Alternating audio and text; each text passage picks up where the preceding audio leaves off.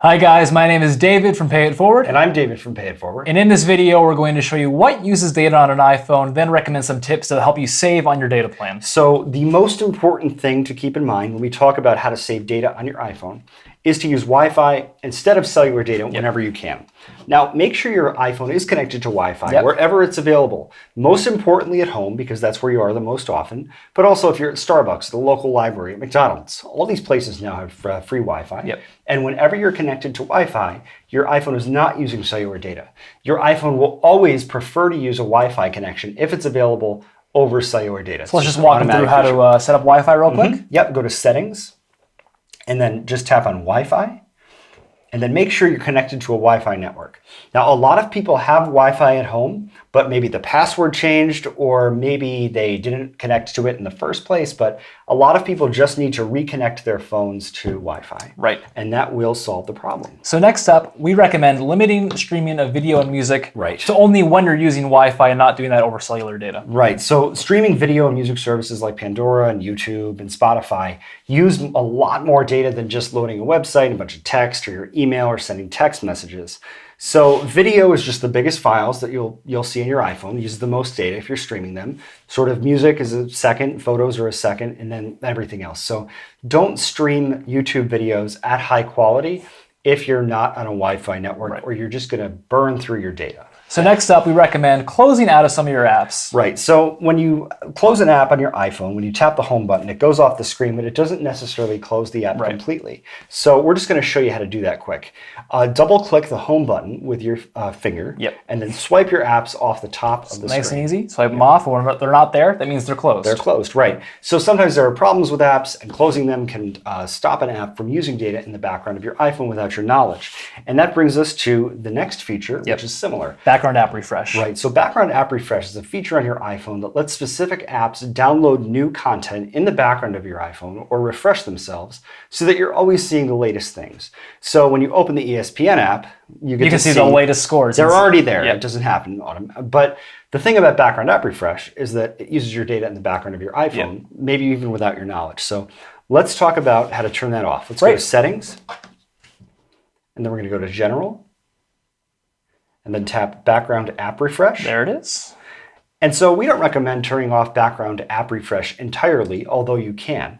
So what I recommend is going through this list and choosing which apps you want to allow to download content in the background of your iPhone, even when you're not using them. Right. So we're just sort of taking control of this piece. Right, so I'm just gonna turn a few off here.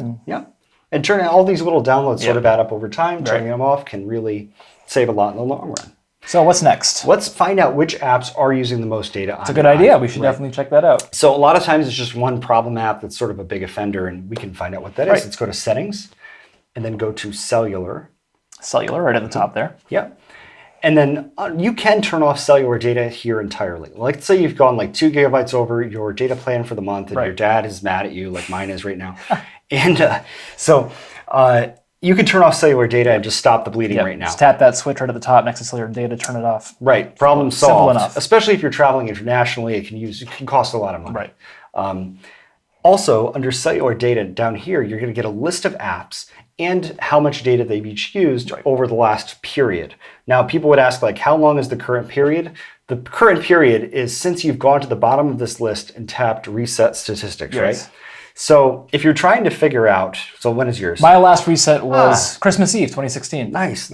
So if you're trying to figure out which apps have been using the most data, you might want to do this Reset Statistics, because it's going to help you, track everything from right now. Yeah, you can check back in a couple days and see, oh my God, this one app was using way more data than the rest of my apps. Right. That was your problem app right there. So at the bottom of the list of apps that are using cellular data on your iPhone, there's a couple things I want you to pay attention to. The first is System Services, which is a folder that you can open to see which of the things like Find My iPhone or location-based alerts or any of these other things that are built into the iPhone, how much data those are using. The other one that really confuses people is uninstalled apps. You're gonna see uninstalled apps and then a certain amount of data that they've been using.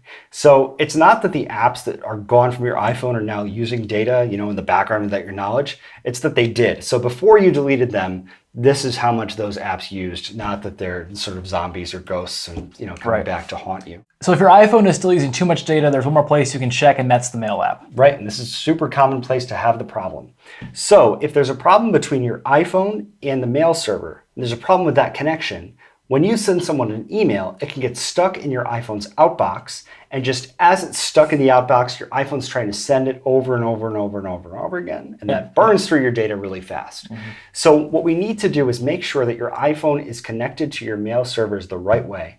A lot of the times you'll see some sort of pop-up that says enter your username and password and settings for mail, and people just ignore it, but that can cause your iPhone to just burn through your data. So let's go to settings, and then we're going to go down to accounts and passwords, and then we're going to tap on each individual mail account. So David just has iCloud set up here. Right. You may see Gmail or Outlook or anything else. And just tap on each one. As it opens, your iPhone will try to connect to that.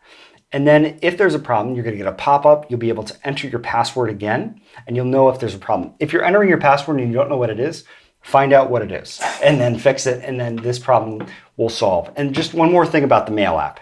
If you do find something stuck in your outbox, the other reason that happens is because people mistype the person's email address who they're sending it to. Right. And some mail servers don't know what to do with that. Right. So if you're sending me an email and you want to send it to david@payitforward.dom, it's not going to work because it's .dom. Or people would put in, david@gmail.com or Gmail. Even the slightest typo can throw everything off. Yeah, just got to make sure that you're double checking the people's email addresses who you're sending email to. Who would have thought a small typo could destroy your data plan? Destroy your data plan. Yep. So those are our tips to help you save data on your iPhone. Thank you guys for watching this video. If you found it helpful, give us a thumbs up. If you have any other tips you'd like to share with us, leave a comment down below. And don't forget to subscribe to this channel for the best iPhone content on YouTube.